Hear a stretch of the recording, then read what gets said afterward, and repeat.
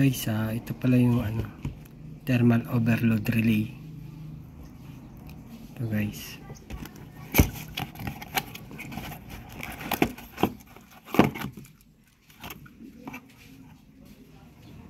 Bali SDE siya, ang brand niya.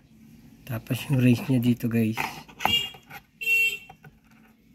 4 hanggang 6 amperes. Yan guys, dito ka magsisetting na amperahe, kung ilang amperes yun sa mga motor,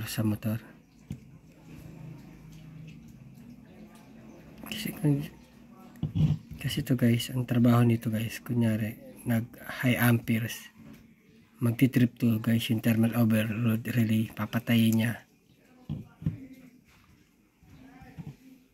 Kaya ginagamit to guys sa motor control.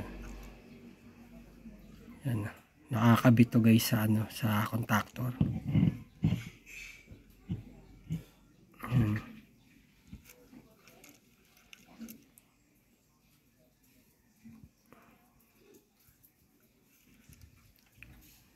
Ito guys.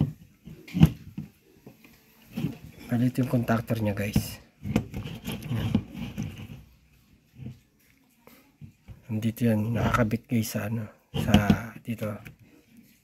dito siya nakakabit. Yan. Itong overload na to.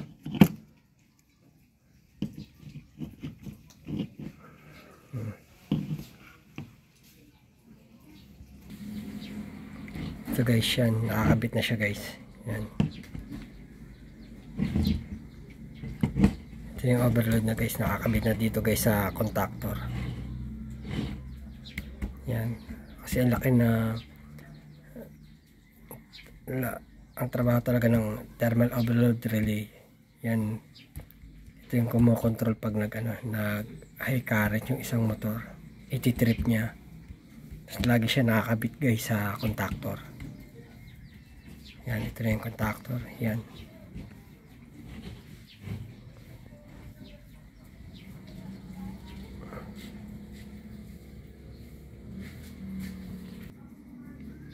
Yan, bali yan na guys, lagi talaga sila magkasama guys, yung thermal overload relay sa yung contactor. Yan, ganito na siya guys. Hanggang dito na lang aking video guys. Maraming salamat pala sa panonood niyo sa aking channel. Bali sa susunod na video guys, gagawa ulit tayo ng mga sa control.